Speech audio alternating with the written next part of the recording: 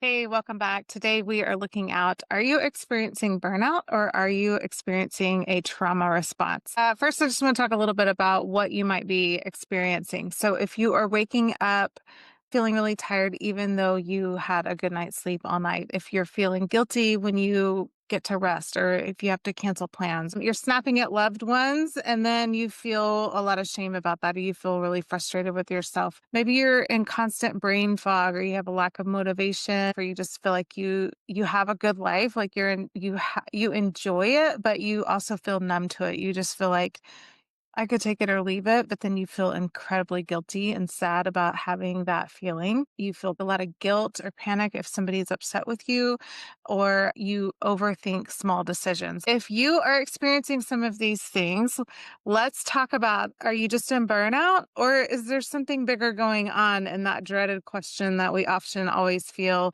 what if there's something wrong with me? Like, what if I was born defective or something like that? I want to break this down for you and help you understand. Before we get into that, my name is Janice Holland. I am a licensed therapist. I am the trauma teacher, and I am here to help you break through all of these barriers that are getting in the way of you living your most authentic, creative, powerful, courageous life, what I call courageous living. So let's get into it. So let's first talk about burnout. So, burnout is when you've had too much output for too long. And burnout is tied to something specific. Maybe you are in a new job, you have a new baby, there's a big project happening at work, your kid is graduating, you're planning a wedding, you're moving, you're going through a divorce. Like there is a major something going on in your life. It's disrupting your normal flow. Things are already stressful and hard if you are like most of us who are raising kids and trying to be in a partnership and maintain friendships and all of those things, pay the mortgage. And there's something on top of it that is really overwhelming your system. So the symptoms will improve or do improve once the event is over. So if you're a CPA and it's April, you're burnt out, you're overwhelmed, you're stressed out, you're experiencing that long list of symptoms, several things, you might be able to check off several of those boxes.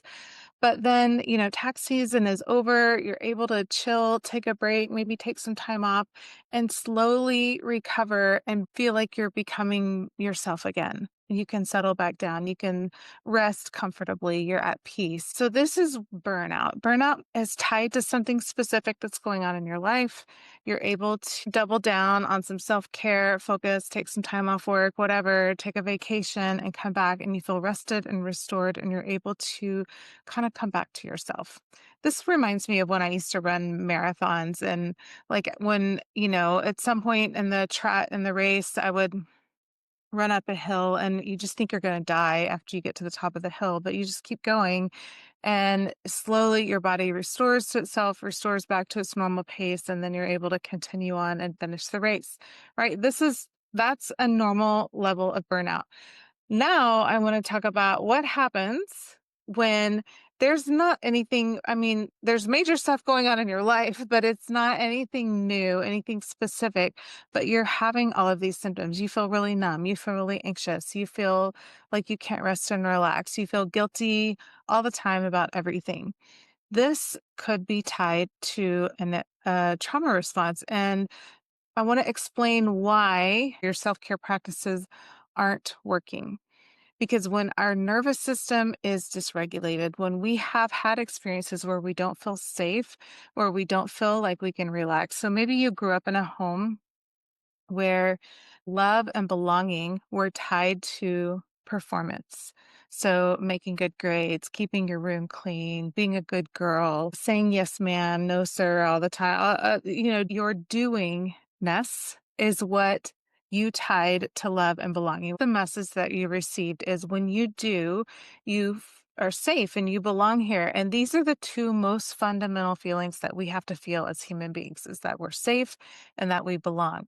So your nervous system had hardwired in when I do things, when I stay busy, when I perform, when I get accolades from people, when I'm praised for the things that I do, then that's how I create safety for myself because I know that I belong and that I'm accepted. So if that's hardwired into you, then you are going to be in this chronic state of stress because relaxing means that you're no longer safe. It's like your brain has tied together safety and belonging to busyness. So when you let yourself, when you go get your nails done or when you take a nap or take a day off work and it's not restorative, it's because you're never really letting your guard down. You're never really creating a sense of safety in that space. You're just managing the logistics of having a really tired body and giving it a little bit of rest, but your system internally is not really able to power down in those moments. All right? So it can look very similar to burnout, and in fact, all trauma responses in this way are burnout, but not all burnout is tied to a trauma response. You got me? All right. So you're realizing that you just can't catch up. Like you're intentionally doing things, working out, taking time to yourself, taking days off occasionally, and it's just not catching up and it's not letting up. And the consistent feeling of guilt is pervasive. Then that means that focusing more on rest is not what's going to move the needle for you. What's going to move the needle for you is focusing on safety, focusing on creating safety in your body and rest and not being busy and creating a sense of purpose and being in who you are, not in how you perform. This can be, I think conceptually we understand it, but can be quite another thing to begin to implement it into who you are. All right, so let me give you some steps and things to do. If you are in burnout, if you've had something specific going on in your life, like I said, getting married, getting divorced, having a baby, getting a promotion, moving, there's something major and big going on, then I want you to double down on creating space for yourself. Take some time off work, let some responsibilities go. I promise the world will keep spinning if the dishes are dirty in the sink for a little bit longer than you would prefer, right? It's going to be okay. Let yourself power down, restore some of the energy in your body through rest, and then you will feel like yourself again. You'll be able to bounce back and pick right back up to the pace that you normally keep. If you are recognizing there actually isn't any major changes happening. I just feel this way. I'm just overwhelmed and stressed. I've got kids at home, a partner, a job. I'm trying to like focus on things that I want and things that I like, but I just feel guilty every time I create space for that.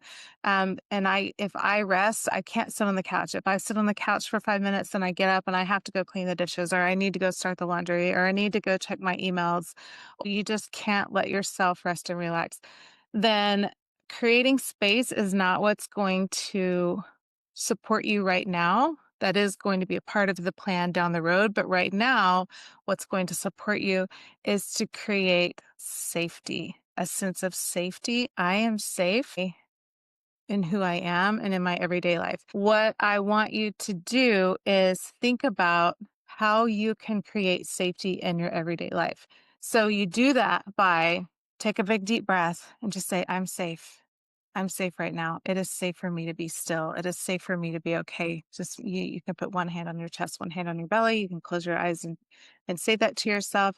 I am going to intentionally reset my nervous system so that I can create a sense of beingness and sense of safety within who I am. All right. This is just one step of many. I have created a guide for you. It's called Finally at Peace. You can grab it in the comments. I'll leave a link to it below, or you can just say guide and I will send it to you. And this guide is going to really break this down in detail for you. It's going to give you step by step understanding of how this lack of safety formed in the first place, and then more importantly, what you can do about it to finally feel at peace and create safety within your body. All right. So grab that down below. I hope this has been helpful for you. This has been a game changer for me and so many other women that I work with who are ready to finally feel at peace, who are ready to fully reset who they are and enjoy the life that you've worked so hard to build, this incredible, beautiful life. I want you to get to enjoy it. If you have any other thoughts or questions, please leave comments down below and I will see you next time.